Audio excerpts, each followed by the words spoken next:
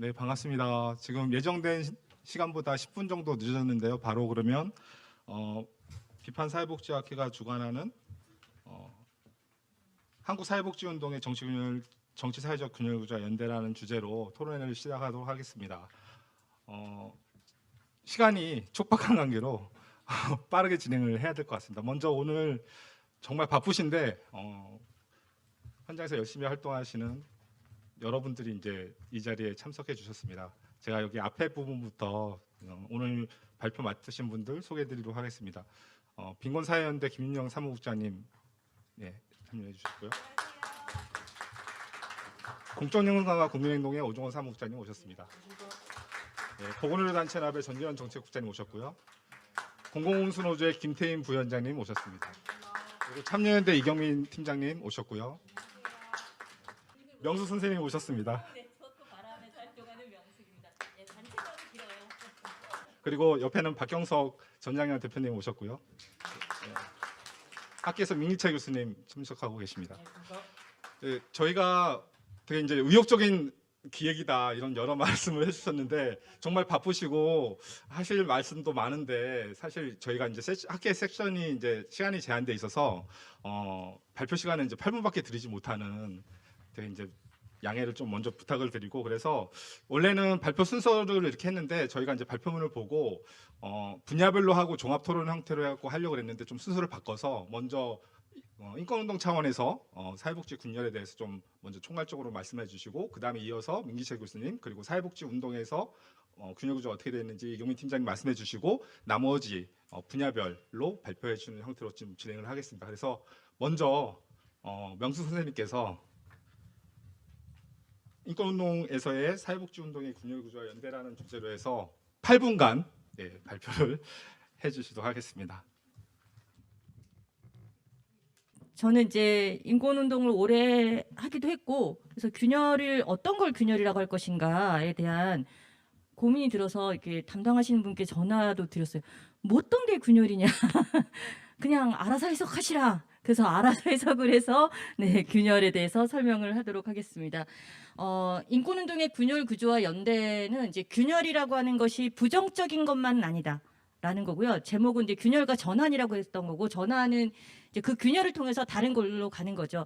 나무가 자랄 때 가지를 뻗쳐나가잖아요. 어떤 가지는 뭐 해를 향해서 갈 수도 있고, 어떤 가지는 뭐 공기 좋은 데로 갈 수도 있겠죠. 그래서 역사적으로 좀 봤고요. 이거는 거기서 해야 되는군요. 여기를 보시면서 거기서 봐야 되나 봅니다. 시간이 8분이라는데 걱정이네요. 이게 뭐로 해야 돼요? 이거 안 돼요? 이걸로 해야 합니다. 그래서 어쨌든 이 인권운동의 독재적 정립이 시작됐다라고 하는 90년대에 대한 얘기와, 그 다음에 IMF가 이제 한국 사회에 엄청난 변화를 일으키죠. 그래서 인권운동도 당연히 균열되고요. 그때 사회권을 중심으로 한 진보적 인권운동이 됩니다. 아마 사회복지운동 학회니까 이 부분이 아마 가장 관심이 있을 것 같고요. 그 다음이 새로운 연대틀이라고 하는 보수정권 10년이 있습니다. 그 다음에 탄핵 촛불이 무력했던 문재인 시기 이렇게 나가져서 했고요. 균열 자체가 아니라 균열이 어떻게 운동을 추진했는가가 중요하다. 그리고 운동의 균열이라고 하는 것은 기반과 지향의 차이가 있기 때문에 지향의 차이가 있기 때문에 생길 수도 있는 것이고, 운동 전략의 차이가 있어도 연대는 가능하기 때문에 균열 규제가 연대를 막는다라고 생각하지 않습니다. 그리고 그 균열이 인권운동의 담론과 운동 방식의 변화를 가져왔다는 것입니다. 그래서 독재적 인권운동의 정립은 우리가 이제 이 인권운동은 그 전에 독재 정권 시기에 민주화운동의 보조 역할, 뭐 빵에 들어가면 구속 석방이라 뭐 이런 운동을 했던 거죠. 그러다가 이제 92년에 아시다시피 이제 김영삼 정권이 들면서 전체적으로 사회운동이 단체들이 많이 만들었습니다. 그리고 이때 인권단체들도 비엔나 세계 인권회의를 가면서 인권의 의제가 이렇게 많구나, 우리가 활용할 수 있는 뭐 국가인권기구도 있고 성소수자 운동도 있구나, 이런 것들을 굉장히 많이 깨닫게 됩니다. 그리고 나서 독자적인 자료와 연구 축적의 필요성, 인권단체 협의회라는 걸 결성하고요. 이 당시에 소수자 인권 단체들이 끼리끼리 지금 사라졌는데요. 레즈비언 인권 단체고요. 그다음 친구 사회는 한국 개인권 단체고 이건 아직도 있습니다. 그리고 이주노동자에서 소수자 운동이 형성됐다는 거고 흔히 얘기하는 일본 인권 단체들이 협의회를 건설합니다. 그래서 국제인권 레짐이 90년대 들어오면서 독자적인 인권 운동이 됩니다. 그건 시민사회 운동으로 통치게 되는 것이 아니라요. 그리고 98년 이제 IMF가 한국에서 굉장히 큰 영향력을 미치죠. 거리로 쫓겨나고 실업 상태고 홈리스도 굉장히 많습니다. 군사독재 시기에 자유권 중심의 운동이었다면 IMF 이후에 구조조정으로 인한 빈곤과 노동의 문제가 대두됩니다. 서준식 선생님이라고 아마 장기슈 선생님 아실 것입니다. 그래서 진보적 인권운동을 위하여라고 해서 진보적 인권운동 담론을 발표합니다. 그래서 진보적 인권운동에 창출하고 이 당시에 사회권운동과 노동운동과 연대, 반신자유주의라고 하는 걸 강조합니다. 그리고 이때 그래서 노동권 실태조사, 아마 지금 이제 지금 불안전 노동 철폐연대가 이때 그때는 연대체로 있었죠. 그런 것들이 이루어집니다. 그래서 그때 흔히 인권하면 국제사회에서도 굉장히 자유주의적인 인권 담론이 있는데 그것을 넘어서 한다고 합니다. 자료를 보면 25페이지에 제가 서주지 선생의 글을 넣었는데 한번 그것만 읽어보겠습니다. 이 혼미와 허문 시대 속에서 우리의 인권운동은 진보를 뚜렷이 자각하는 운동으로 재편생됨으로써 비틀린 인권 개념에 매달리는 자본을 위한 인권운동과 투쟁하는 한편 진보적 인권운동의 새로운 거대 담론을 만들면서 진정한 인간 존엄의 실현과 인간의 해방을 복무한 운동으로 되살아나야 한다라고 하면서 노동권과 사회권, 그러니까 주거권, 교육권 이런 것들을 하게 됩니다. 그래서 진보적 인권 담론은 사실은 이제 계급적 힘의 관계를 고려하지 않고 인권을 실현할 수 없다.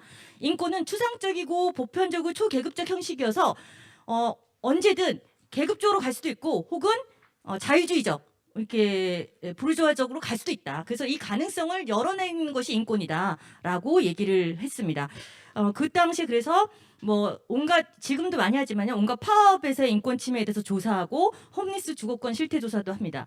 그리고 이 당시에 또 중요했던 게 뭐냐면 인권의 제도화와 굉장히 연관이 되는데요. 국가인권위원 설립을 시작합니다. 그래서 김대중 대통령이 공약으로 국가인권규를 만들겠다고 하고 98년, 99년 이제 노숙 단식 농성을 해서 국가인권위원회를 설립합니다. 그리고 그 후에 이제 인권단체 연석회의라고 하는 아까 협의회보다 좀 더 지향이 분명한 단체로 인권단체 연석회가 만들어집니다. 이 당시에 이제 우리 전장현도 같이 하시겠지만 이때 정리백관 논성부터 장애인 농성, 국가보안법 폐지 운동, 이라크 파병 철회 운동부터 인권 단체들이 주요한 첨예한 국가 권력이 회피하려고 하는 거에 대해서 같이 연대하는 활동을 함께 합니다. 비정규직 투쟁도 그렇고요. 현대차 점거 농성 비정규직들의 그 투쟁도 같이 합니다. 그러다가 시간이 제가 없어서 2007년부터인데 사실은 이제 엉터리 차별금지법은 노무현 정권 때입니다. 지금도 차별금지법이 안 만들어졌는데 2007년에 법무부 주도 노무현 정권 시기에 7개 사유 병력 출신 국가, 병력이라고 하는 건 지금은 건강 상태라고 얘기합니다. 예, 그런 언어 가족 형태 이 7가지 삭제한 그걸 만들어서 인권 단체들이 대규모하려고 이런 법은 없는 게 낫다. 이걸 통과시키면 안 된다 이런 운동을 해요. 그때 반차별 공동행동이라고 만들어지고요. 이게 흐름이 현재 2011년에 차별금지법 제정연대로 갑니다. 그리고 아까 했던 보수 정권에서 국가인권위원회에 대한 독립성 훼손, 조직 축소 이런 것들을 계속하면서 제도화된 인권기구를 무력화시키는 일들을 합니다. 그때 만들어진 연대체가 국가인권위 제자리 찾기 공동행동입니다. 그래서 차별금지법부터 사실은 이제 시작됐던 운동들이 대부분 보수 정권 위에 이 정권 주도의 백렛이 굉장히 처음에는 재벌들이 경총 등이 반대했는데 지금은 사실은 보수 우익들이 주로 기독교 근본주의자들이 반대하는데 이게 이명박 정부부터 보수 단체에 대한 엄청난 지원, 박근혜 탄핵 때 다 드러났듯이 그런 지원 속에서 활성화됐고 지금 굉장히 큰 세력화돼서 아스팔트 우익을 만들어집니다. 그래서 이 당시에는 주로 아까 했던 이런 주요 의제들이 연대하는 노동, 평화 이런 의제들이 연대하는 이런 운동들을 했었고요. 그리고 국가 폭력과 관련해서 이거는 좀 옆에는 보면 되고 세월호 참사 박근혜 퇴진 운동이라고 하는 한국 사회에서 좀 굵직한 국가 폭력의 문제 혹은 민주주의 문제에 인권단체들도 같이 합류하게 되는 그런 게 있고요. 직접 농성을 이제 인권단체들이 많이 했는데요. 두 번째 보시면 현병철 인권위원장 퇴진을 갖고 인권활동가들이 인권위 농성을 했고요.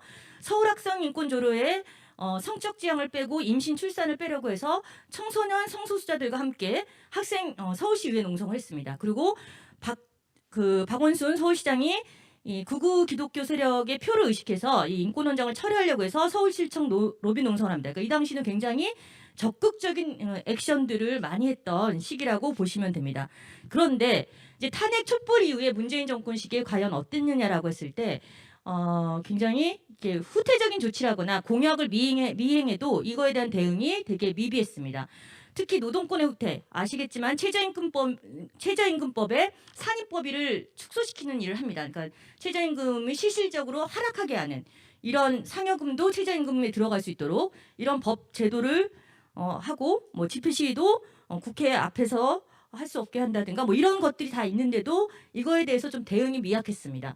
그런 미약했던 이유는 오른쪽에 이제 제가 기대와 반동 세력에 대한 우려 이거는 지금은 좀 나아졌지만 기대라고 하는 것은 그래도 문재인이 다른 이렇게 그 당시엔 홍준표였죠. 지금 윤석열이 아니었으니까 그쪽보다 낫지라고 하는 기대. 그다음에 만약에 이 민주당에 대한 지지가 떨어지면 반동 세력들이 확산되지 않을까요? 우려 이런 것들 속에서 사실은 멈칫멈칫했던 것이 그 당시의 시기였다고 합니다. 그리고 극우 세력의 성장과 혐오, 그래서 이 당시에는 혐오의 문제가 더욱더 확산되는 시기고요. 코로나 시기와 겹치면서 굉장히 이 균열이라기보다는 줌침하는 상황이라고 생각합니다. 요거는 한번 보시고요. 마지막으로 지금은 백내시의 시대다. 그리고 아시겠지만 문재인 정권 말부터 공정담동과 구조적 차별, 능력주의 이런 것을 가지고 사실은 운동사회 내에서는 굉장히 많은 문제의식을 가졌지만 이게 문재인 정권 말기에 가시화되게 이렇게 비판하지는 못했던 몇몇 연구자들 위해서 같이 하거나 청소년 인권운동이나 이쪽에서만 좀 하거나 공공 분야의 노동운동에서만 했었습니다. 근데 지금은 어떤 게 문제냐면 윤석열 정권에서 사실은 균열의 지점과 전환이 가능할까라는 겁니다. 여가부 폐지라든가 가부장주 제도에서의 소수자 인권 문제 이런 것들이 지금 약화되고 있는데 이런 문제에 있어서 과연 전환이 가능할 것인가 반윤석열이라고 하는 흐름에 이렇게 퉁쳐지는 것이 아닌가. 아까 했던 진보적 인권운동이라고 하는 건 균열을 통해서 발생했는데 이것이 정권에 따라 부침하면서 사실은 어떻게 보면 정책이 있다라고 생각하고 그것 중에 하나가 사실은 페미니즘과 능력주의라고 하는 것이 큰 주제가 되지 않을까 싶습니다. 네, 요거는 뒤에가 원래 이게 빠졌네요. 제가 PPT를 2개 줬는데 하나가 잘못돼가지고 어쨌든 지금 백내시에 대한 대응 속에서 전환이 가능할까라고 하는 고민들을 두고 그 중에 페미니즘에 대한 이슈가 중요한 것이 될 수 있다라고 하는 얘기를 제가 원래 체제자는 옆에 썼는데 네, 거기까지만 발표하도록 하겠습니다. 네, 발표 감사합니다. 시간이 많이 없어서 원래 이게 길게 해야 될 얘기들인데 압축적으로 말씀을 해주신 것 같습니다. 복지운동의 핵심적인 거는 권리를 보장하는 건데 이 권리 보장을 좀 더 인권운동 차원에서 어떻게 역사와 연대를 중심으로 어떻게 됐는지 설명해 주신 것 같고 그 자료집에 23페이지에 관련된 내용이 있으니까 참고해 주시면 좋을 것 같습니다. 그 다음 발표는 사회복지운동 관련돼서 민기채 교수님, 시간 8분입니다. 네, 안녕하십니까. 비판과 대안을 위한 사회복지학회 기획분과를 담당하고 있는 민기채라고 합니다. 저는 사회복지운동에서의 균열구조와 연대를 자본주의화에서 사회복지운동의 본성적 측면과 평화복지 측면에서 균열과 연대를 설명해 보고자 합니다. 크게 5개의 장으로 구성되어 있습니다. 문제 제기입니다. 수렴의 운동에서 차의 운동으로 변화하고 있고 그리고 각자의 사회운동 부문으로 분화되어 가고 있습니다. 운동 승리를 위해서는 집중이 요청되는 의제와 시기가 있는데요. 이때 연대운동 조직화가 중요하다고 할 수 있겠습니다. 수렴의 운동은 87년 이전 독재타도라는 반독재 민주화운동을 통해서 하나의 수렴이 되었다는 것이고요. 이때 연대운동은 상대적으로 자연스럽게 뭉칠 수 있었던 시기였습니다. 그러나 87년 이후는 차이의 운동이 펼쳐지고요. 노동민중, 시민사회 인권, 여성통일, 사회복지운동 등으로 분화되어 갔습니다. 이때 연대운동은 상대적으로 의도성을 가지고 조직화해야 되는 그런 이슈가 있겠습니다. 연구의 목적은 사회복지운동의 균열과 연대 구조를 파악하고 운동 승리를 위한 사회복지 연대 운동의 과제를 탐색함으로써 역할을 모색하는 기회를 삼고자 합니다. 연구 내용은 크게 세 가지인데요. 사회복지운동의 정의와 어떤 의의를 가지고 있는지, 그리고 주체, 연대를 살펴보고요. 균열과 연대 구조에 의해 이것을 자본주의화의 본성적 측면, 그리고 평화복지 측면에서 살펴보고요. 연대운동의 과제로 세 가지를 제시하고자 합니다. 개념인데요. 사회복지운동은 자본주의 사회에서 사회문제라는 상대적으로 일반적인 의미를 갖고 있다면 현재 이 현장에서는 복지국가운동이라는 용어를 사용해 왔고요. 복지국가운동은 국가라는 존재 자체가 역사적으로 강압, 억압 이런 폭력을 민중에게 행사해온 변화가 필요한 운동 대상이라고 보고 복지국가 운동을 복지국가 건설을 목표로 수행되는 조직적 활동으로 규정할 수 있겠습니다. 따라서 사회복지 운동보다 제도주의적이며 보편주의적인 운동의 방향성을 담고 있다고 하겠습니다. 주체는 복지국가 운동을 누가 실천할 것인가의 문제와 관련되겠는데요. 크게 그동안 두 개의 시선이 있었습니다. 계급론적 시각에서는 권력자원론과 탈계급론적 시각에서는 복지지휘론이 있었습니다. 그런데 운동 본성 측면에서 살펴보면 결국 운동이라는 것은 아타 간의 중간층 전치의 전장이기 때문에 누가 중간층과 연대할 것인지가 중요하다고 하겠습니다. 그래서 복지국가운동의 주체는 친복지동맹을 구축할 복지국가운동의 단체들이며 중간층이라고 할 수 있는 복지시민의 지지를 친복지동맹 측으로 확보해 나가면서 주체를 보다 더 광범위하게 확대해가는 전략이 요청되겠습니다.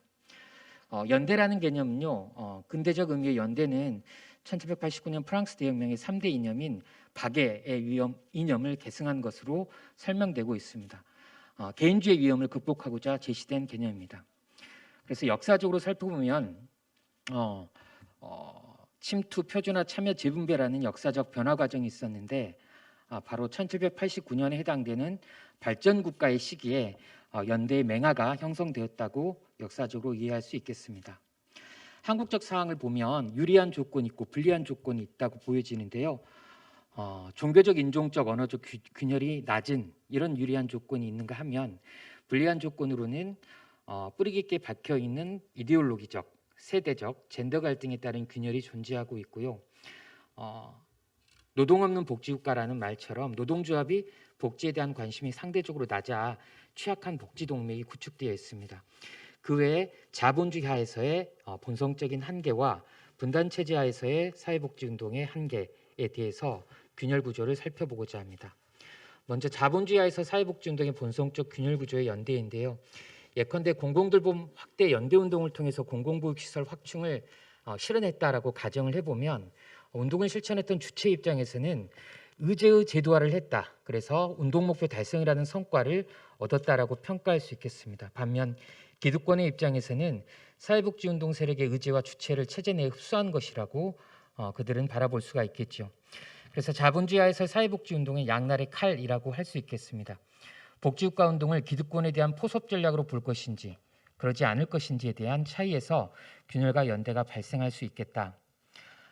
그래서 공동투쟁을 하냐 독자투쟁을 하냐 아니면 변혁적 관점으로 체제를 변화시키려고 하느냐 아니면 개혁적 이 관점에서 체제 내의 변화를 하려고 하느냐의 차원에서 ABCD라는 유형화를 할 수 있겠는데요. 제가 생각할 때는 한국의 이 사회복지 운동단체들은 비유형에 속하는 연대적 수정체제 지향의 운동단체라고 할 수 있겠습니다. 그래서 비유형에서의 연대투쟁이 활발하게 펼쳐질 수 있는 조건이고요. 그럼에도 불구하고 타입 A와 타입 D로 그 영역을 연대 영역을 넓혀갈 필요가 있겠습니다. 평화복지 차원인데요. 복지사회 건설을 위해서는 전쟁 선호가 아닌 복지 선호 과정에서 출현 발전해 왔다라고 볼 수 있을 텐데요. 평화복지에 관련된 여러 논의들이 있습니다. 하나를 설명을 하면 평화 통일에 대한 전제가 없다는 어떤 복지국가 전략도 동료를 갖기 어렵다 등 다양한 분단전쟁 체제나 평화복지 담론이나 전국적 범위에서 한반도 평화복지 체제라는 논의가 있어 왔습니다. 최근 동북아 정세는 악화 인류를 걷고 있습니다. 한미일 대북중러의 말대말 대결 구도를 넘어 전쟁 무기를 수출하고 있는 한국은 우크라이나로, 북한은 러시아로, 그래서 전쟁 훈련도 하고 있고요. 상대국을 직접적으로 자극하는 행위가 펼쳐지고 있습니다. 그래서 평화복지라는 담론을 제시를 한다라면 K 방산에 대한 동의와 이 비동의가 있겠습니다.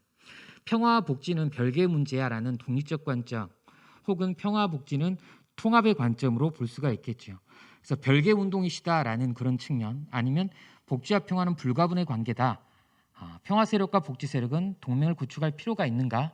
이런 지점에서 균열과 연대가 발생할 수 있겠습니다. 또 하나는 실현 범위의 문제인데요. 평화복지 국가 건설을 합의했다 하더라도 그것을 남한의만의 영역으로 국한할 것이냐, 아니면 전국적 관점을 가지고 분단 체제를 고려하지 못한 남한만의 복지 국가 건설은 어렵기 때문에 한반도 전체로 확대할 것이냐의 문제가 있겠습니다. 그렇다면 어떻게 연대 운동을 강화할 것이냐? 무엇보다 재생산과 사회복지 교육이 요청됩니다. 재생산은 현장과 대학에서 계속적으로 진행돼야 될 것이고, 특히나 대학에서는 지식과 기술 교육이 비대하고 자격주의와 전문주의 추구의 대가로 가치에 대한 강조가 약화되었는데, 대학에서부터 사회 정의라는 그러한 가치 교육이 강화될 필요가 있겠습니다.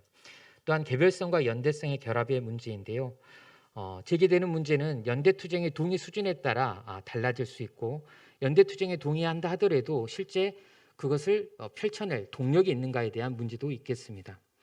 해법은 사회정의 실현이라는 공동의 목표를 향하되 각자의 실정에 맞는 수준에서 연대운동을 펼치는 것이 좋겠습니다. 친복지 정치 세력화도 하나의 과제입니다. 자기 강령에서 장기 비전 내지 전략적 목표를 선명하게 제시하는 것이 중요하겠습니다. 또한 연합 정치도 필요한데요. 뉴질랜드의 사례를 들면, 뉴질랜드는 거의 순수한 자유시장 경제 체제를 가진 국가입니다. 노조 존중률도 단체 해방률도 20%가 채 되지 않습니다. 최근에 노동당에서 대연정을 통해서 웰빙 예산을 만들어내는 복지국가의 질적인 체질 개선을 하고자 하는 이런 노력이 친복지 정치 세력화 측면에서 한국이 관심 있게 지켜봐야 될 뉴질랜드 사례라고 하겠습니다. 결론으로서는 장기 과제를 제시하고 싶은데요. 사회복지 운동의 이념과 방법은 동적인 유기체다, 변화할 수 있다라는 것입니다. 무엇보다도 제가 생각할 때는 사회복지 연대운동체, 즉 복지동맹의 구심체 건설이 요청된다고 하겠습니다. 2011년 결국에는 큰 성과를 얻지 못했지만 실제로는 노동민중 시민사회단체들이 연대운동을 함께할 수 있음을 확인했고요. 둘째로는 중간층의 욕구 충족을 위한 다양한 정책 의제 개발과 운동 전술을 기획하는 것이 사회복지 연대운동의 과제라고 생각합니다. 감사합니다. 네. 사회자인 제가 유일하게 지금 역할을 맡은 게 시간관리자로서의 역할인데 처음부터 철저하게 실패하고 있는 것 같습니다. 이게 워낙 시간이 빠듯한데도 최대한 노력해 주셔서 감사하고, 남은 분들도 최대한 시간을 압축적으로 해서 발표해 주시기 바랍니다. 지금 민주기책 교수님이 사회복지운동에 대한 군열 구조에 대해서 말씀해 주셨고, 연대를 위한 과제 이렇게 말씀을 해주셨는데, 실제 이제 사회복지운동 현장에 계시는 그 사회복지운동을 주도적으로 하고 있는 참여대에서 활동하고 계시는 이경민 팀장으로부터 발표를 듣도록 하겠습니다. 네, 저는 PPT가 없어서 이 자리에서 말씀드리도록 하겠습니다. 저는 참여연대 이경민이라고 합니다. 그 시민운동이 어떤 방향으로 가야 하는지에 대한 고민은 사실 이번 춘계 비판과 대한 사회복지학회에서 이 고민을 한번 던진 바가 있습니다. 그래서 그날 많은 의미 있는 얘기들이 나왔는데 제가 그것을 발전시키지는 못하고 다시금 그 고민을 이 자리에 가지고 왔는데요. 이 고민은 아마 제가 아니면 참여연대만 해결할 수 있는 문제는 아닌 것 같고, 오늘 이 자리에 함께한 여러분과 함께 그 해결 방안을 모색하는 자리가 되었으면 좋겠습니다. 제가 이 시민운동을 한 지는 벌써 한 8년 정도 되었는데, 지금 현재 이제 고민하는 거는 사회는 굉장히 변화하고 있는데 이 복지 운동은 어떤 방향으로 가야 되는 것이고 이 사회에서 어떤 역할을 해야 되는 것인가에 대한 고민이었습니다.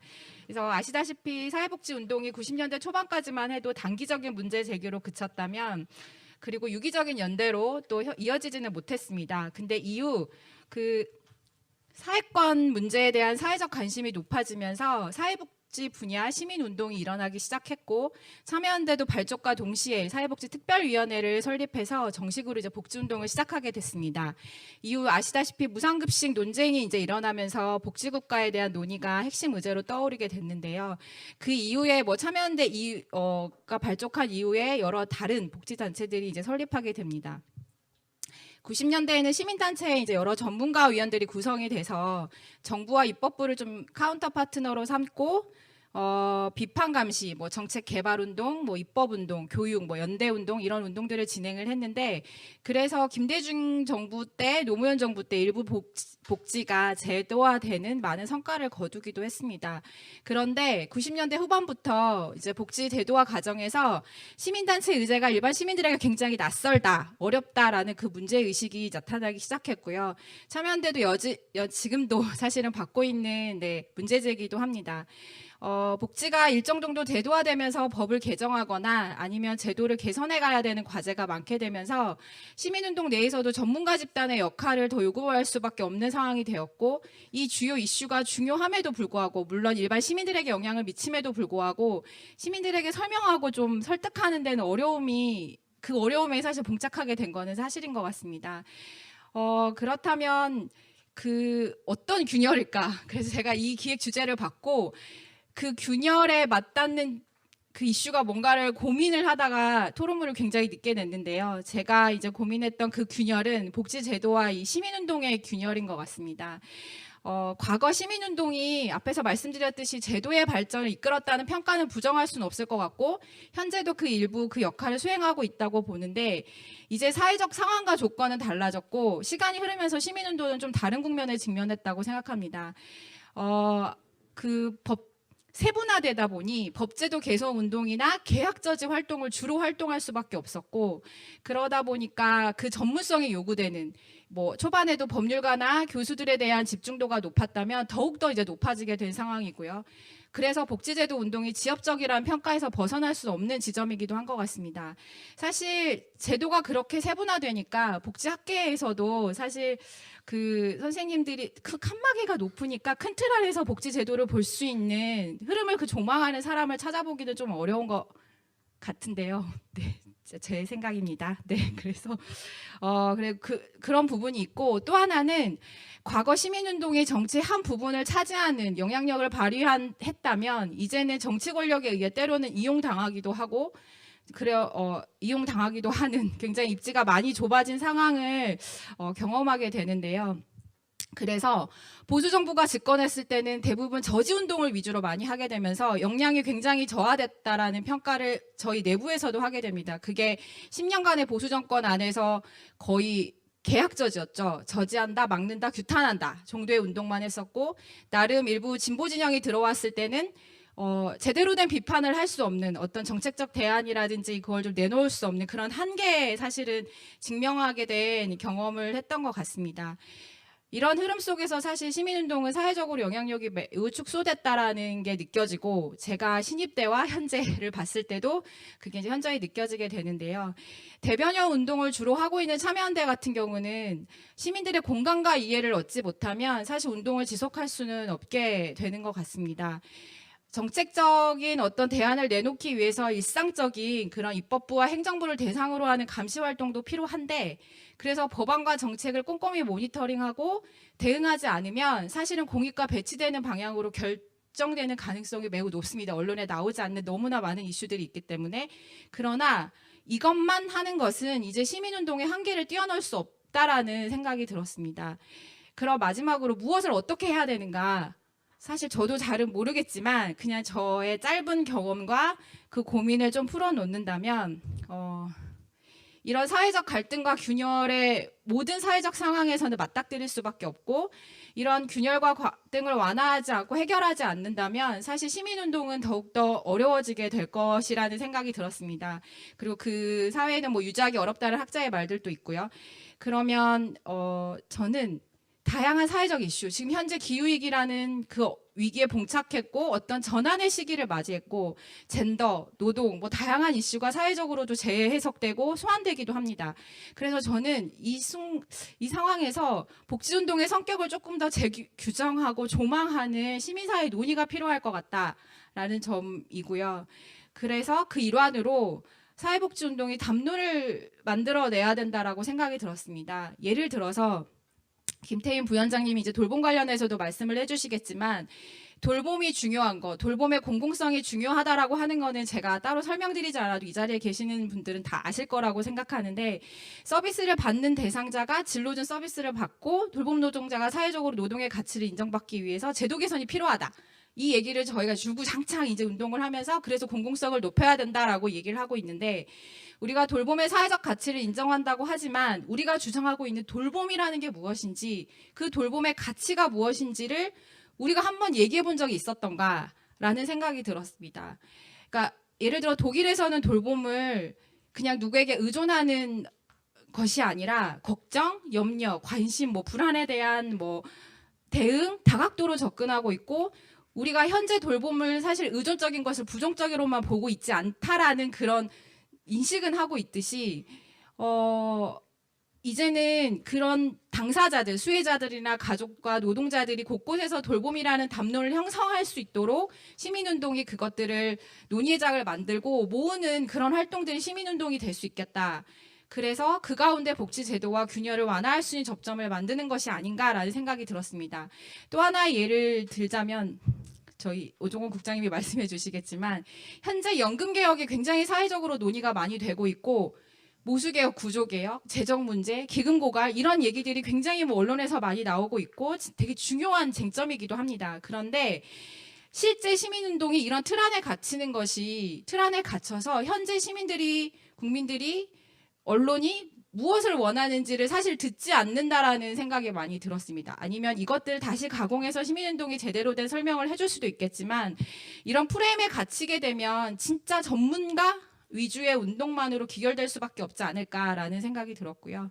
그래서 우리는 어떤 담론을 형성하는 논의의 장을 만드는 걸 시민운동으로 풀어내야 되지 않을까라는 생각이 들었고 마지막으로 여기에 제목이 연대의 말씀을 해주셨습니다. 연대가 너무 중요하지요. 그래서 그러나 노동시민 사회는 현재 여러 방면에서 많이 소모가 되고 역량도 굉장히 저하가 되었고요. 그렇기 때문에 연대의 힘이 필요하다고 말하기도 합니다. 그런데 과거와 같은 연대가 힘을 만들어낼 수 있을지에 대한 점검은 우리 안에서 해야 되지 않을까. 그래서 참여연대를 비롯한 시민운동은 연대를 기반으로 해서 움직이고는 있지만 이제는 상황과 의제별로 그 연대의 조정을 좀 할 필요가 있지 않을까라는 생각이 들었습니다. 네, 마치겠습니다.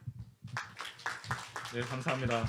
제가 정리를 좀 하고 싶은데 시간이 많이 좀 지체가 돼서 바로 이어서 지금까지 이제 좀 인권적인 측면에서 그리고 복지운동 전반에 대한 측면에서 봤다고 하면 이제 좀 분야별로 해서 발표를 듣도록 하겠습니다.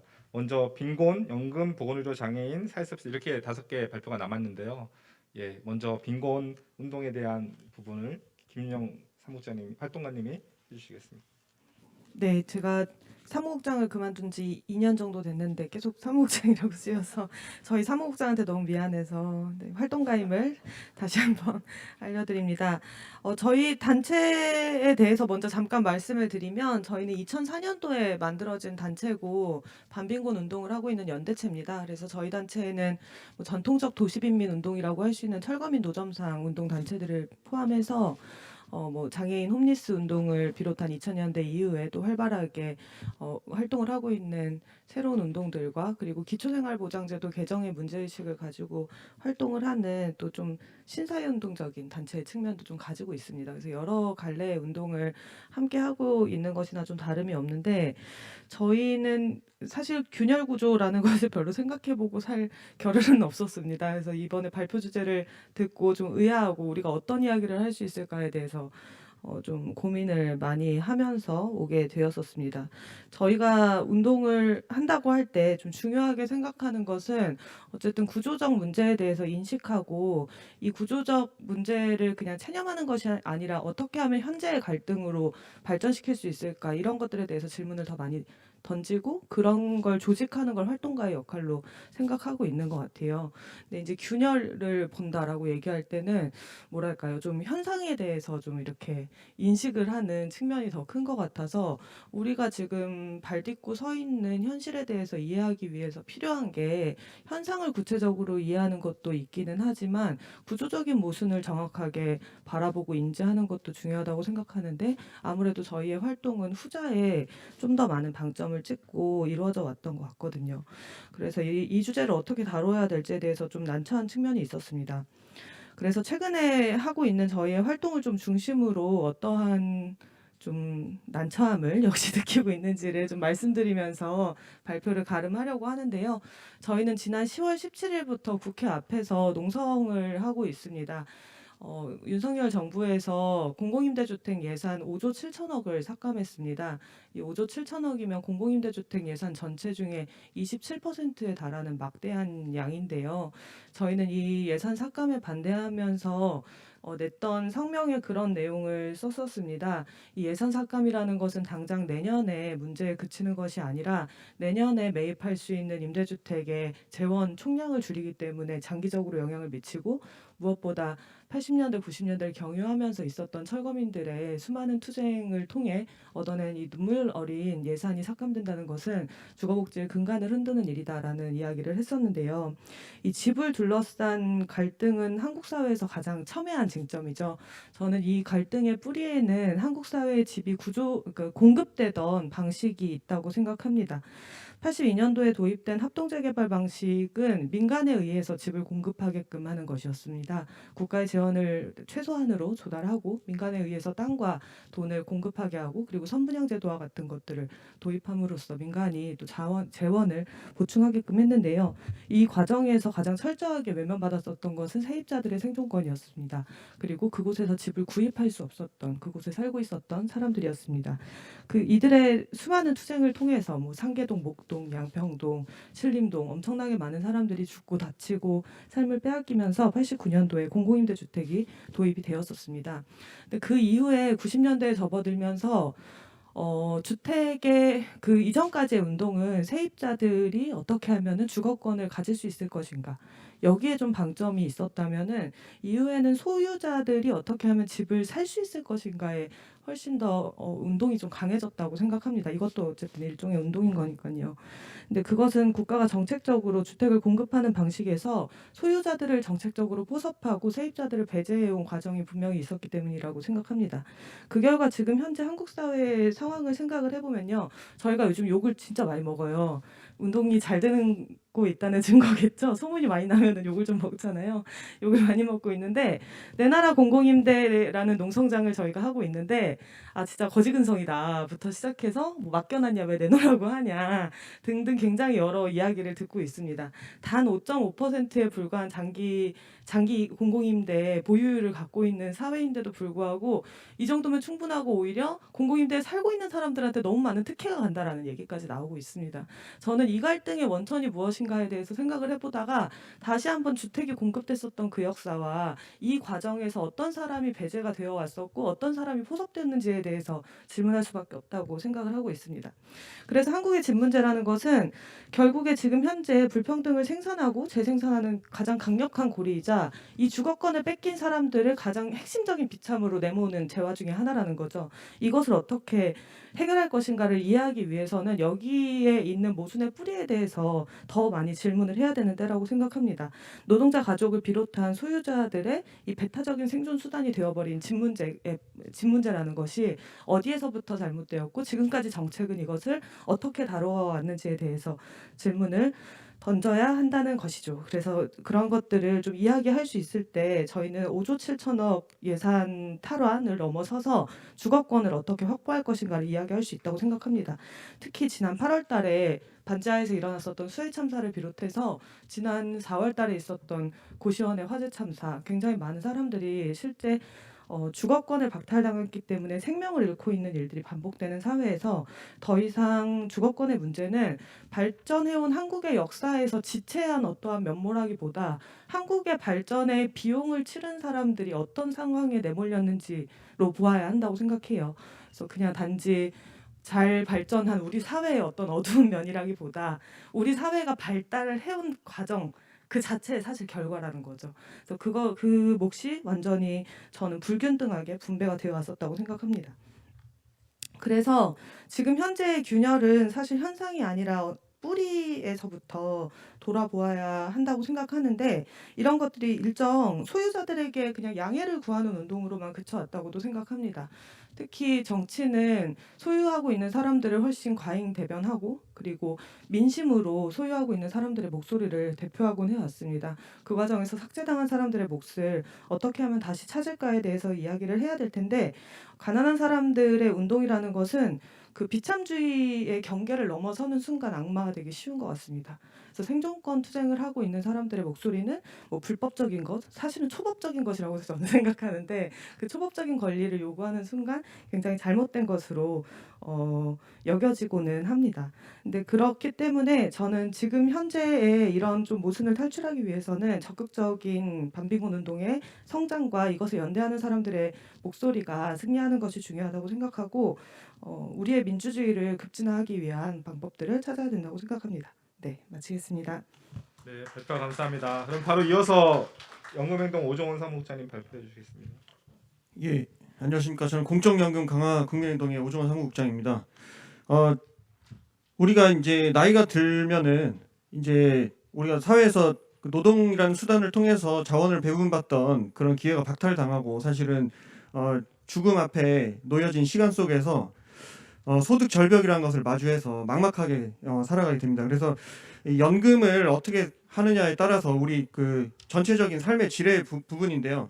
이 연금 분야는 여러 가지 쟁점이 있습니다. 뭐 기초연금을 뭐 100% 줄 거냐, 70% 줄 거냐, 아니면 OECD 경제보고서가 얘기했듯이 선별성을 높이고 지급액을 높일 거냐, 뭐 이런 쟁점들도 있고, 국민연금 보험료를 높일 거냐, 소득대체율을 높일 거냐, 낮출 거냐, 퇴직연금을 강화할 거냐, 뭐 또 국민연금 보험료를 어떻게 할 거냐, 뭐 사적연금에 대한 조세 지원을 어떻게 할 거냐, 뭐 기금 운용을 전문가 중심으로 할 거냐, 대표성을 강화할 거냐, 뭐 ESG 책임 투자를 뭐 강화할 거냐, 아니면은 그런 거 없이 수익률 강화에만 초점을 맞출 거냐, 여러 가지 있을 겁니다. 그 쟁점에 대해서 여러 가지 이제 그 입장을 가진 사람들이 있고요. 그 사람이 어떤 입장을 가지냐에 따라서 거기서 바로 이제 그 쟁점에서 균열 지점이 생기고 그 균열 구조가 생깁니다.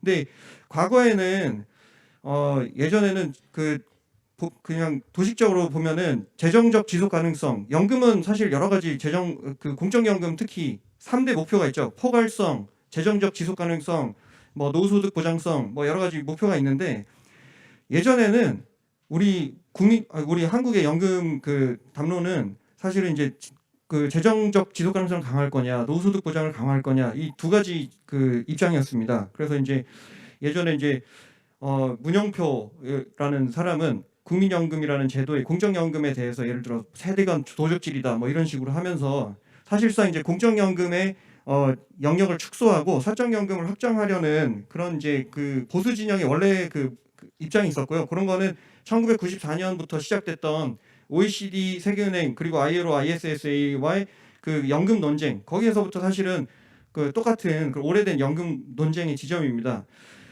또 이제 반대 입장은 뭐 그 공적연금을 그래도 강화해서 누구든지 대한민국 국민이면 아니면 또 어떤 그 나라의 국민이면은 노후에 어떤 자원 배분의 기회가 박탈당한 그 상황에서 인간다운 삶을 살 수 있는 그런 적정한 소득을 보장받아야 된다, 이제 이런 것을 그 얘기하면서 노후소득 보장 강화를 얘기하고 이렇게 원래는 그렇게 대립을 해 왔었는데, 그래서 이제 과거에는 사적연금의 확장을 얘기하고 하는 납세자 연맹이나 이런 데서는 국민연금 역진적이고 안 된다, 국민연금에 대한 공격이 줄을 이뤘습니다. 그래서 결국 사회보험이라는 것은 사실 보편 그 대다수의 국민들을 대상으로 하고 있습니다. 다만 소득의 유무에 따라서 가입이 되기 때문에 가입 기간에 대한 차이가 있고 하고, 그래서 그 가입 기간에 대한 차이에 대해서 보정하려는 여러 가지 크레딧이나 보험료 지원 등 여러 가지 제도들이 있긴 한데요. 근데 이제 최근의 경향은 진보 진영 일부에서도 국민연금이라는 제도 안 되겠다, 버려야겠다라는 얘기를 하는 겁니다. 그래서 이제 최근에 정의당 윤소아 의원실 같은 경우에는 이제 이렇게 국민연금은 8페이지에 보면은 이 고소득일수록 순혜택이 커진다, 이 안 된다, 이 국민연금 이거 아주 부정의한 제도야라고 얘기를 하게 되는 건데, 사실은 물론 그런 지점이 가입 기간에 연동되는 부분이 있기 때문에 사실은 예를 들어서 요 밑에 보면은 100만 원 소득자하고 300만 원 소득자 보험료를 9만 원을 내고 연금을 52만 원 받게 되니까 순혜택 크기는 37만 원이고 보험료를 42만 원 내고 40년 가입했을 때 연금 110만 원 받으니까 손혜택 43만 원. 그러니까 한 달에 5만 7천 원 격차 이거 안 되겠다. 뭐 이런 이제 얘기들을 하면서 국민연금에 대한 공격을 굉장히 하고 있습니다. 그래서 이제 새로 나타나는 이제 연대의 경향은 과거에 사적연금 강화를 하던 보수 진영에 더불어서 진보 중에 일부도 국민연금이라는 공적 그 보호를 버리자라는 식으로 이제 가게 되고요. 그런 국민연금에 대한 다양한 쟁점이 연금 운동에서 현재에서는 가장 그 균열 구조를 이루고 있고 거기에서 7페이지와 같은 여러 가지 쟁점들이 나오는데요. 저는 이제 드리고 싶은 말씀이 시간이 제약되기 때문에 6페이지에 보면은 결국 이겁니다. 6페이지 그 도표를 보면은 실증적으로 역사적으로 증명된 것은 사적연금의 영역이 강화되면은 그러니까 공적연금의 소득 대체율이 낮아진 국가는 결국 사적연금의 포괄 범위가 넓어질 수밖에 없습니다. 그러니까 결국 이게 뭐 우리 주거복지 문제에서 보면은 사실은 지금 임대주택에 들어갈 예산 줄인 만큼 공공 그 분양에다가 넣어가지고 공공 분양 예산 341%가 폭증하고 일부 가진 자들의 2030 중상위 계층한테 윤석열 찍었으니까 니네들 보상해줄게 이런 식의 여기는 약자 복지도 안 하고 약자를 오히려 더 배제하는 방식인데 연금에 있어서는 야 우리 약자 복지만 하자. 대한민국 국민들 보편한 국민들은 보호 대상에서 제외할게. 너희들은 세금을 내지만 너희들은 제도의 보호 대상에서 알아서 살아. 너희들 각자 도생으로 가. 퇴직연금 있잖아. 개인연금 있잖아. 라고 하면서 이렇게 내모는 방식으로 지금 균열 구조가 형성되고 있습니다. 그래서 우리가 이게 약자 복지로 연금을 국한할 것인가? 아니면 당연히 우리가 사회 약한 부분들을 강화를 하지만 보편적으로도 우리가 제도적으로 장수 리스크라는 것을 물가 상승을 반영하고 종신 지급을 하는 이 공적연금에 대해서 이걸 사회보험의 본래 기능을 강화하고 약한 부분이 있다면 더 강화를 하는 방향으로 갈 것인가? 그래서 연대 구조를 새로 짜야겠다. 그 사적연금과 공적연금이라는 이 균열 구조에서 우리가 모든 우리 진보라는 사람들이나 어떤 뭐 우리 대한민국 국민이라면 우리가 공적연금을 좀 강화하는 방향으로 가서 이 세대 간 연대, 뭐 그 세대 내 연대, 공공성 강화 이런 가치로 가야 되지 않을까. 그래서 사실 이 노령이라는 이 죽음 앞에 선 이 공간에 대해서 이 차가운 수익비의 세계로 방치할 것인가 그런 의문이 들고요. 하여튼 이게 마지막으로 드리고 싶은 말씀이 뭐 이런 최근에 제가 읽은 글 중에 인상 깊었는데 만류 인력이 진리가 아니라는 것입니다. 만류 인력이 있지만 새가 하늘 높이 나는 게 그게 진리라고 이제 그런 글귀가 있더라고요. 우리가 물론 인구가 줄어들고 있습니다. 그 저출생 고령화 여러 가지 문제가 있지만 우리가 그렇다고 해서 보편 노후소득 보장이라는 이 목표를 버리지 말고 우리가 이 어려움들을 극복하면서 새로운 뭐 재원 조달의 방식을 발견하더라도 어쨌든 우리가 대한민국 국민으로 태어났으면 누구나 그 노후소득 보장을 좀 누릴 수 있도록 이렇게 그 제도 그 입장에서 우리가 서로 연대를 해나갔으면 좋겠다 이런 생각입니다. 네, 감사합니다. 연금 개혁을 둘러싼 다양한 쟁점이 뭐 세대 간이나 계층 간이나 지역 간 이렇게 다양하게 나타나고 있는데 핵심적인 균열 지점은 공적연금, 사회보험을 중심으로 하는 민간보험이라든지 이런 것과의 좀 대립되는 지점이다라는 말씀이신 것 같습니다. 그럼 이어서 보건의료운동 관련돼서 전진환 국장님 발표 부탁드립니다. 네, 안녕하세요. 저는 보건의료운동에서의 균열과 연대에 대해서 말씀드리겠습니다. 저도 균열 구조라는 개념이 아주 생소해가지고 이번에 토론을 하게 되면서 공부를 해봤는데 제가 이해하기로는 어쨌든 이 학계에서 주요하게 이런 개념을 다루는 방식은 우리 사회의 주요한 이런 이해관계를 둘러싼 갈등의 분단선이 어디 그어져 있느냐를 두고 균열 구조라고 이야기를 하는 것 같습니다. 그래서 전통적으로는 뭐 노동과 자본 간의 계급 균열이 있고 또 뭐 젠더나 세대, 뭐 종교, 이데올로기 이런 것들을 많이 이야기를 하는 것 같고요. 특히나 이제 그래서 이제 한국에서는 권위주의 체계에서의 민주화 세력과 반민주 세력 간의 투쟁이 가장 주됐다라고 한다거나 최근에는 뭐 생태적 위기를 맞아서 물질주의나 반물질주의 이런 대립이 중요하다.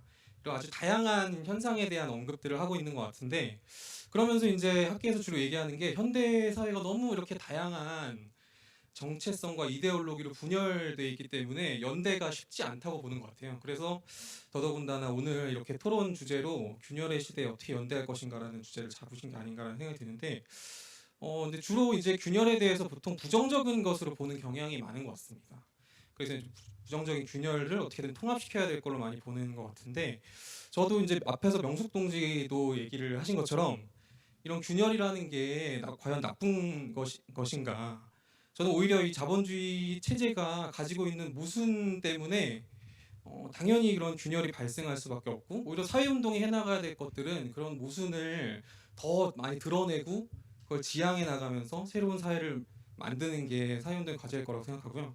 저는 제가 중요하게 생각하는 균열 구조는 지금의 이런 특히나 제가 몸담고 있는 보건의료 운동에서 지금 생명과 건강과 안전과 이런 우리 삶을 위협하는 쟁점들과 관련해서 보더라도 주로 기업주들과 부자들 그리고 그걸 뒷받침하는 경쟁하는 여러 자본주의 국가들이 노동자들과 대중들을 착취하고 억압하는 그런 한 축과 또 그 속에서 고통받고 투쟁하는 여러 노동자 대중들 그리고 빈곤층들, 장애인들 이런 취약한 사람들 간의 균열이 가장 핵심적인 균열 구조라고 생각합니다. 그래서 저희가 이제 이 균열 구조 속에서 한쪽에 반대쪽에 있는 사람들끼리 오늘 모여 있다고 생각하는데요.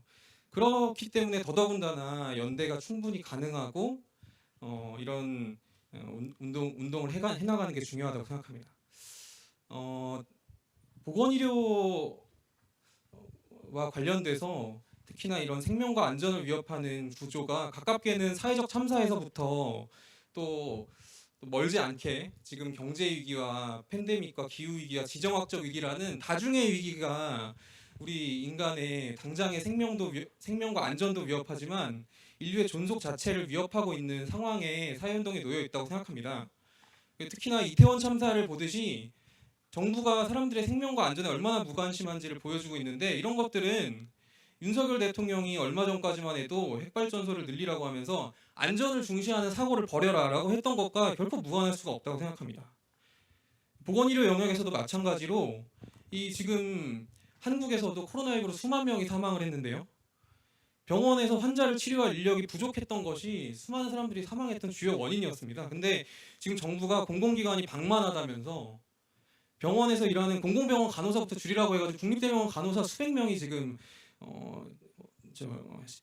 해고당할 위기에 놓여 있고 그래서 이 보건의료 노동자들이 옆에 계신 공공운수노조에 소속돼 있는 보건의료 노동자들이 총파업에 지난주에 돌입했고 또 다음 주에 또 총파업에 나설 예정인데 공공기관이 방만해서 간호사를 줄이라고 하면서 우리 생명과 안전을 위협하면서 반대로는 5년 동안 부자들한테는 60조 원의 종부세, 법인세 삭감을 해주고 있죠. 이런 것들로부터로도 보듯이 이런 정부와 기업주들이 우리의 생명과 안전을 파괴하면서 계속해서 기업의 이윤을 지키려고 하고 그 속에서 노동자들뿐만 아니라 서민들과 빈곤층 장애인, 빈곤한 사람들 그리고 장애인들이 이런 균열 구조 속에서 고통받고 있다고 생각합니다. 그래서 이런 균열 구조가 낳고 있는 여러 가지 위기들에 대해서 살펴보면 팬데믹도 이런 자본주의적인 거대 농축산업과 기후위기가 나왔다는 점에서 자본주의 체제의 문제입니다. 그리고 이런 팬데믹에 대한 대응 자체에서부터도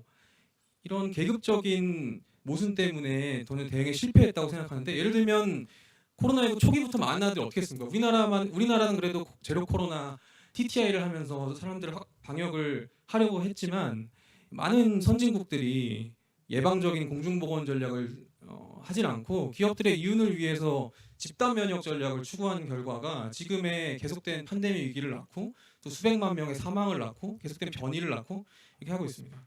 한국은 초기 방역은 잘했지만 계속해서 그런 방역을 권위주의적으로 사람들한테 통제하기만 하고 그 사람들에 대한 지원을 전혀 하지 않았기 때문에 사람들이 계속해서 방역을 풀기를 원하도록 내몰렸고 그래서 결국은 정부가 방역을 풀었더니 우리나라도 수만 명의 사람들이 결국 사망한 거 아닙니까? 이런 것들을 보듯이 각국 정부가 이런 사람들의 생명보다 경제 재개라는 걸 더 우선시한 전략 때문에 팬데믹이 계속되고 있다고 생각합니다. 그리고 의료가 계속해서 이제 신자유주의적인 긴축과 민영화에 내몰리면서 유럽에서도 공공병원이 계속 축소되고 특히 한국은 공공병상이 5%밖에 안 되죠. 이런 상황 속에서 살릴 수 있는 사람들을 살리지 못하고 대부분의 민간 병원들은 코로나 환자도 보지 않고 가난한 사람들도 보지 않고 이 속에서 감염병 환자들도 죽어가고 공공병원에 입원해 있던 빈곤한 환자들은 또 쫓겨나서 알게 모르게 목숨을 잃고 이런 것들이 계속 반복됐습니다. 다 얘기할 수는 없을 것 같고 기후 위기에서도 마찬가지로 적응하고 감축하기 위해서 필요한 것은 공공성의 강화라고 생각합니다. 그리고 이런 경제 위기 상황에서도 정부가 건강보험 보장성을 계속 축소함으로 해서 민간보험을 활성화하려고 하고 있는데 이런 것들에 맞서서 공공성을 지키고 이 건강보험 같은 사회 공공적 영역을 지키는 게 바로 중요하다고 생각하고 이런 것들에 있어서 연대 운동이 중요하다고 생각하는데 우리가 자꾸 갈수록 이 사회가 현대 사회가 너무 복잡해지고 있고 그래서 이해관계가 일치하지 않는 다양한 정체성들이 생기고 있고 서로 균열되고 있고 이런 것들이 사실은 갈수록 개인화되고 파편화되어 있는 현상을 단순히 설명한 거라고 생각하거든요. 근데 그런 것들은 바로 신자유주의가 낳고 있는 거고 그런 것들이 학계뿐만 아니라 사회운동에도 영향을 미치고 있다고 생각하는데 이런 것들이 결코 서로 분리되어 있지 않고 이런 것들 이해관계가 다 갖고 함께 싸울 수 있고 연대할 수 있다라는 관점을 가지고 운동하는 게 중요하다고 생각합니다. 네, 마치겠습니다. 네, 감사합니다. 이제 두 분 발표 남았는데요. 전장현 박경석 대표님 장애복지운동 관련돼서 대표님 저희가 플로 토론도 좀 어렵게 해야 되니까 최대한 압축적으로 발표 부탁드리겠습니다. 균열에 대한 이야기인데요. 일단 제목부터 좀 저는 삑사리가 났어요. 뭔가 하면 장애인 복지운동이라고 수익 균열 구조라고 이렇게 저한테 줬는데 저는 장애인 운동회라고 표현을 했어요. 과연 복지와 장애인의 운동이 같이 가고 있는가? 아니면 저는 매우 균열이 심하다라고 일단은 평가합니다. 그리고 제가 제목에 여기 늦게 했는데요. 누가 죄인인가라고 이렇게 했는데요. 지하철을 제가 맡고 있으면서 죄 없는 시민을 볼모로 잡았다라고 이렇게 맨날 듣거든요. 진짜 외울 정도로 듣고 있는데 그러면 시민들은 그러면 장애인들을 볼모로 안 잡았나? 라고 생각합니다. 아까 참여연대에서 장애인 시민운동이 시민의 동의하에서 이렇게 그 근거를 가진다라고 했는데 저희들은 시민들의 근거가 있든 말든 있었든 없든 뭐 별로 상관이 없었다라고 생각해요. 앞으로도 저는 이 지하철 투쟁을 통해서 한 대한민국 시민이 100명이라면 99명이 좀 욕해줬으면 좋겠다. 그래야지 좀 살아남을 것 같다라는 것이 제가 가지고 있는 균열의 문제의식입니다. 뭐 제 자료에 1페이지 들어가며 뭐 돼 있는데 이거는 그 부모가 자기 자식을 잠자는데 망치로 3방 머리통 치고 그리고 안 죽으니까 목 졸라 죽인 사건입니다. 그래서 재판에서는 집행 5년의 집행유예 뭐 이렇게 때렸더라고요. 그런데 그게 언론에 떴어요. 그때 언론에 댓글이 그때는 좀 많이 달리더라고요. 어떻게 오죽했으면 그래도 우리나라 사법부는 살아있네. 뭐 이런 얘기가 쫙 있더라고요. 그래서 그런데 밤에 잠자다가 40대 자폐장애인 아들이 자기 아버지한테 망치를 갖다가 두들겨 죽는 이 존재는 도대체 누굴까 하나가 고민입니다. 두 번째는 그 부모가 자폐장애인을 또 어머니가 스카프로 목 졸라 죽였어요. 그래서 재판의 마지막 그거는 스카프를 몰수한다 뭐 하면서 그러면서 또 집행유예로 풀어주는 이런 사건을 보면서 그래도 그 재판부는 조금은 진보적으로 평가합니다. 장애인들이 죽은 것, 팔달장애인 피해자와 그 가족의 피고인이 죽은 것은 장애인 관련 법들에 있었음에도 불구하고 충분히 그 법에 대한 권한을 보호받지 못했다. 뭐 이렇게 하면서 위와 같은 국가나 지방자치단체 의무가 단지 선언적인 것이 그치지 아니하면 명백하다. 이런 판결을 냈더라고요. 그래서 이 판결을 보면서 이야, 사법부 행정부 까버렸네라고 생각을 했어요. 장애인에 대한 담론을 고민하면요, 저는 1960년도에는 철저하게 보호였습니다. 그게 생활보호법이었고, 그때는 장애인이라고 부르지도 않았어요. 불구, 찐따, 폐질 이렇게 법에 명시되어 있습니다. 그래서 장애인이라는 어떤 이름조차도 없었던 때가 있었습니다. 보호. 1970년도 넘어 80년도 넘어오면서 신신장애자 복지법이 처음 전두환에서 만들어집니다. 그때 장애자라고 하고 장애자 재활에 대한 문제를 언급합니다. 그래서 이 재활 보호는 지금의 대한민국 2022년도에 장애인의 담론의 90%를 장악하고 있다. 그런데 이제 1980년도에 장애인들이 권리 투쟁을 하기 시작합니다. 민주화 투쟁을 통해서 하기 시작하는데요. 그때 88년도에 최초의 장애인들이 심신장애자 복지법을 장애인복지법 그리고 장애인고용촉진법 제정의 양대 법안 투쟁을 합니다. 그때 정말 소수가 했는데요. 그래서 민주화 운동이 있고 뭐 우리가 뛰니까 누구는 꼴뚜기가 뛰니까 망둥이 뛴다고 그러면서도 망둥이라도 뛰자 그러면서 이제 최초의 대중 집회를 합니다. 그런데 우리 민재기 교수님은 87년도 체제 후 뭐 이렇게 아까 PPT 보니까 거기에 여러 가지 이제 운동들 사회복지 운동의 발전 뭐 여성 뭐 평화복지 뭐 이랬는데 거기 또 장애인이 없더라고요. 나중에 PPT 할 때 거기 장애인도 띄었다라고 좀 넣어주면 좋겠습니다.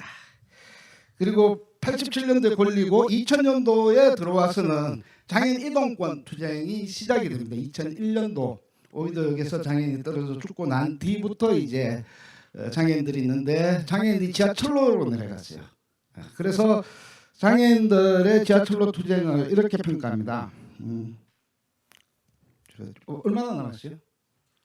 아유, 네, 이제 마무리해야 되죠. 네. 이제 시작인데 죄송합니다. 예? 이제 시작. 2분. 예. 그래서 이동권 투쟁을 통해서 자립이라는 이 이념이 자립생활 운동이 들어오고 그래서 권리와 자립을 개념으로 해서 장애인 운동이 담론들이 성장하기 시작합니다. 그때 지하철로를 내려간 장애인들에 대해서 중증 장애인이 역사의 전면에 서다 이렇게 평가하거든요. 그러면 그 전에는 경증 장애인들이 다 해먹었어요. 그래서 왜 시장 내에서 그나마 기회족에서 들어갈 수 있었기 때문에.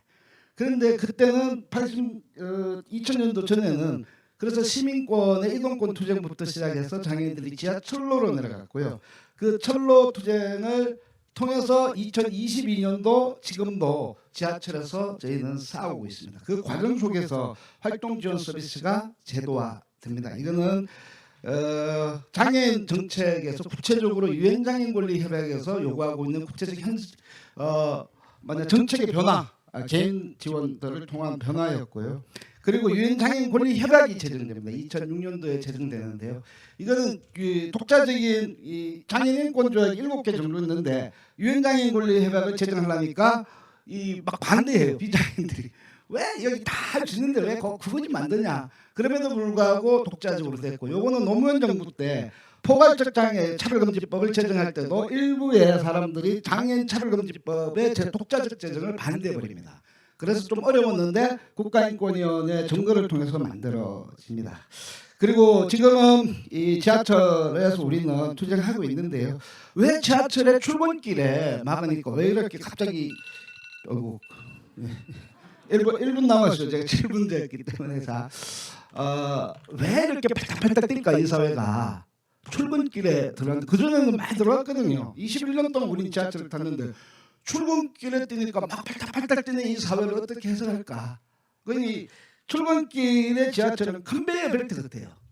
그래서 그 컨베이어 벨트에 우리가 살짝 기 들어가니까 갑자기 뭔가 막 뛰기 시작해요. 욕설부터 시작해서 컨베이어 벨트를 저는 끊었다. 자본의 속도를 끊었다라는 측면이 하나고 있고요. 그리고 또 비장애인들의 속도를 끊었다라고 생각합니다. 이 속도 문제. 이 속도 문제를 저희가 제기하는 가장 근본적인 거는 이제 관계를 좀 다시 설정합시다. 남성과 여성의 관계를 새롭게 설정하듯이 새롭게 가져가서 비장애 장애인의 관계를 다시 설정해 봅시다라는 것이 저희가 제기하고 있는 문제이고 결국은 이거는 비용의 문제였고 비용의 문제의 가장 핵심적인 것들이 39년도에 독일이 장애인 30만 명을 생체 실험에서 죽여요. 그게 티포입니다. 티포는 그 생체 실험한 연구소 주소 이름이에요. 그걸 땄는데 2022년도 대한민국 현재도 저는 티포가 일어나고 있다. 그 가족이 가족을 죽이게 만들면서 그것을 갖다가 쩌차 오죽했으면 이런 식으로 바라보고 있는 이 대한민국 사회가 장애인들에게 바로 티포의 문화를 정당화시켰고 그 정당화시키는 가장 기본적인 것들이 저는 장애 포르노라고 생각합니다. 아까 사회 빈곤 포르노 뭐 나와도 가까이 오늘 생각났는데 결국은 시와 동정을 기반으로 해서 그것을 팔아먹으려고 하는 세력이 있고 그리고 그것들의 대다수가 저는 복지 영역에 굉장히 많이 있다고 생각합니다. 이제 장애 포르노 방식으로의 장애인의 문제를 바라보지 마십시오. 그리고 이 문제는 시와 권리 문제가 아니라 보호와 재활의 문제가 아니라 권리와 자립의 기반으로 해서 다시 새롭게 관계를 설정해야 된다라는 것이고 이거는 복지의 수준의 문제가 아니라 이동권이라는 건 시민권의 문제거든요.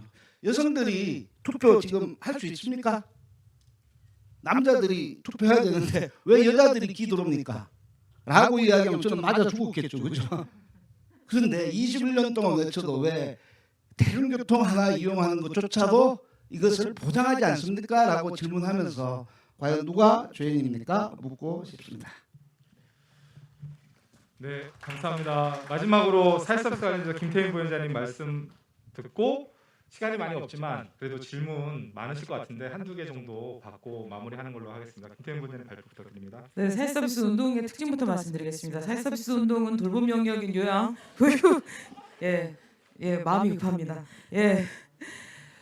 요양, 보육 장애인 활동 지원, 사회복지 분야 등에서 시작되었습니다. 노동조합 가입 대상자는 150만 명 정도이고요. 노동조합원 수는 10,000명입니다. 1% 미만입니다. 노동조합 평균 조직률이 14.2%에 해당하는 것에 비하면 사회서비스 노동조합 조직률은 현저히 낮습니다. 사회서비스 영역에서 노동조합 조직률이 현저히 낮은 여러 가지 이유가 있습니다. 첫 번째로는 사회서비스 노동자는 개별적으로 노동을 제공합니다. 사회서비스 기관은 소규모 시설이거나 가정을 방문하여 서비스를 제공하는 형태이며 노동자 간의 교류가 원활하지 않습니다. 두 번째는 근속기간이 길지 않습니다. 사회서비스 기관 자체가 영세하고 폐업이 자주 있고 노동자도 근무지를 자주 옮깁니다. 세 번째로는 사회서비스 노동자의 80% 이상이 중고령 여성 노동자입니다. 방문 형태의 노동을 제공하고 네트워킹 또는 집단화되는 것이 어렵고 상대적으로 가정으로부터 자유롭지 않는 경우가 많습니다. 네 번째로는 사회서비스 노동의 성격상 일정 정도의 희생을 감수하는 경우가 많습니다.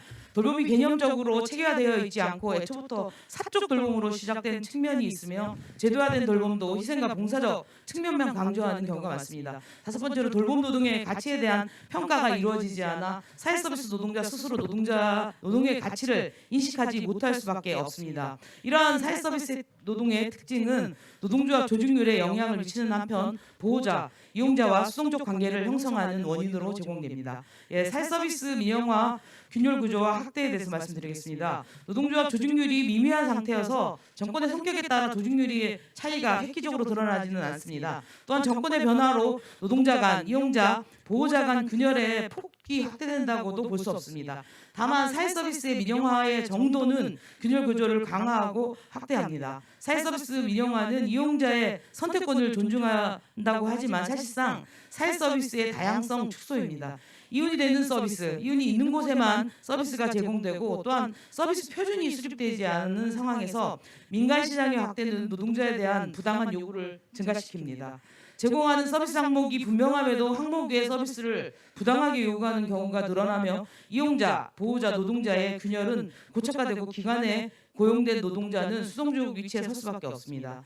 이용자, 보호자, 노동자의 균열과 제도상 문제에 대해서 말씀드리겠습니다. 요양, 보육, 장애인 활동 지원, 사회복지 영역은 공히 서비스 이용자, 보호자, 노동자 간 갈등이 발생합니다. 이용자, 보호자는 더 많은 서비스와 집중을 원하는데 반해 서비스를 제공하는 인력은 제한적입니다. 인력의 문제는 아동학대, 노인학대, 장애인학대의 문제로 나타납니다. 하지만 노동자는 근로기준법상 휴게 시간도 보장받지 못하고 서비스를 제공하며 인력과 재정의 제도상 문제임에도 이용자와 보호자의 화살은 노동자에게로 향합니다. 특히 보육의 경우에는 보호자들이 노동 현장을 실시간으로 감시합니다. 아동학대 예방 차원이라고 하지만 보호자에 의한 보육교사에 대한 인격 모독은 상시적으로 이루어지고 있으며 일종의 갑질입니다. 보호자의 갑질은 사회서비스 영역 곳곳에서 나타납니다. 진짜 갑인 정부와 사회서비스 기관은 방관적인 입장에서 보호자의 손을 들어줍니다. 보호자, 이용자, 노동자 간의 문제가 아닙니다. 서비스 전달 체계, 인력, 재정 등 제도상의 문제입니다. 국공립 기관과 민간 기관의 차별입니다. 사회서비스 제공기관의 10%의 국공립 기관과 90%의 민간 기관으로 구성되어 있습니다. 국공립 기관의 노동자들은 민간 기관에 비해 높은 임금을 받고 고용도 비교적 안정적인 편입니다. 따라서 국공립 기관의 노동자들은 근속기간도 긴 편입니다. 그러나 같은 노동을 하는데도 민간 기관의 노동자들은 저임금의 고용 불안, 고강도 노동에 시달리고 있습니다. 그렇다고 국공립 기관이 특별히 정부 지원에 힘입어 임금을 더 주는 것은 아닙니다. 사회서비스 단가 혹은 수가 기준에 부합하게 임금을 부여합니다. 다만 비교적으로 법을 잘 지킬 뿐입니다. 이러한 임금 차이는 서비스의 질의 차이로도 연결되고 국공립기관 편중 현상으로도 나타납니다. 노동자 간의 갈등과 기관 간 균열로 이어질 개연성이 충분합니다. 사회서비스 노동자 간의 균열에 대해서 말씀드리겠습니다. 사회서비스 노동자 간의 협업을 하는 경우가 있을 수 있고 위계가 존재하기도 합니다. 요양보호사와 사회복지사, 보육교사와 다른 보육교사 또는 조리사와 갈등과 균열은 상시적으로 존재합니다. 사회서비스 제도와 이후 명확한 체계가 수립되지 않아 사회서비스 직역 간의 업무 조정과 역할에 대한 다툼이 빈번하고 이는 노동조합으로도 옮겨옵니다. 직종별로 별도의 노동조합이 생기기도 하고 임금 협상 과정에서도 노동자 간 견제가 발생하기도 합니다. 균열의 근본적 원인과 연대의 전선에 대해서 말씀드리도록 하겠습니다. 균열은 이용자, 보호자, 노동자 간에도 존재하고 노동자 사이에도 존재합니다. 균열의 근본적인 책임은 국가에 있습니다. 가정 내의 돌봄을 사회적으로 제도화하면서 국가는 제대로 된 체계를 수립하지 않았고 사회서비스 전체를 민간에 넘겨 공급을 확보하는 것에만 급급했습니다. 이용자, 보호자, 노동자 기관이 서로 아웅당할 수밖에 없는 구조를 설계했습니다. 사회서비스의 제공은 공공이 주도하며 민간 기관을 통제해야 합니다. 국민의 세금으로 운영하는 만큼 서비스 제공에 대한 직접적인 책임은 국가에 있습니다. 국가는 필요한 서비스 확보, 서비스 질 개선, 노동자의 적정 임금과 고용 보장, 기관에 대한 관리 감독 등을 직접적으로 책임이 있습니다. 그럼에도 책임을 모른 채 가고 있습니다. 사회 서비스에서 이용자, 보호자, 노동자 간의 균열은 국가로부터 기인하는 것이며 이용자, 보호자, 노동자는 서로 다툴 것이 아니라 국가를 상대로 연대해야 합니다. 즉 사회 서비스에 대한 국가 책임을 강화하도록 서로 도와야 합니다. 사회 서비스 원을 비롯하여 국공립 기관을 확대하고 서비스 질을 높이고 체계화하여 노동자의 임금과 고용을 보장하고 민간 기관과의 차별을 없애는 정책을 수립하고 시행하도록 강제해야 하며 이용자, 보호자, 노동자의 연대를 강화할 수 있는 조직과 사업을 기획하는 것이 필요합니다. 감사합니다. 네, 감사합니다. 사회서비스 노동자 간의 그리고 노동자와 이용자 간의 갈등 또는 기관 간의 갈등 여러 가지 이제 갈등들이 있는데 그것이 이제 군율주의 핵심이 아니라 오히려 이제 권리 보장을 중심으로 해서 국가 책임을 중심으로 해서 그것이 같이 이제 할 때 노동자 간의 그리고 노동자와 이용자 간의 연대나 이런 것들이 가능하다 뭐 이런 취지의 말씀이신 것 같습니다. 저희가 바쁘게 온 덕분에 플로 계신 분들 한 분 정도 죄송하지만 정말 물어보고 싶은 아니면 하고 싶은 말씀 들어볼 수 있을 것 같습니다. 혹시 질문이나 의견 있으신 분 대표로 혹시 손을 들고 말씀해 주시면 좋을 것 같습니다. 많이 있겠지만 다들 우리 한 마음인 것 같아요. 이 시간 내에 우리가 아까 기다린 만큼 다음 세션 기다리니까 이제 빨리 끝내야겠다. 그래서 너무 아쉬움이 많을 것 같아요. 여기에서 오신 분들도 어렵게 오셨는데 하고 싶은 말씀도 많이 못했고 그리고 우리가 복지운동에 대해서 지금 어떻게 뭐 예를 들면은 세대 간에 아니면 성별 아니면 다양하게 이제 분할되어 있는 구조가 어떤 식으로 복지 영역에서 갈등 구조로 형성이 되는지 근데 그 갈등 구조가 본질적인 균열 구조로서 바람직한지 아니면 그 균열이라는 것 자체가 나쁜 건지 여러 가지 과제들을 많이 던져줬다고 생각을 하거든요. 그러면 올바르게 균열 구조를 어떻게 이해하고 그 균열 구조 속에서 어떠한 연대가 가능한지 다양한 과제들을 오늘 짧지만 또 급하게 왔지만 오늘 토론에서 많은 과제들 질문들을 우리에게 던져준 것 같습니다.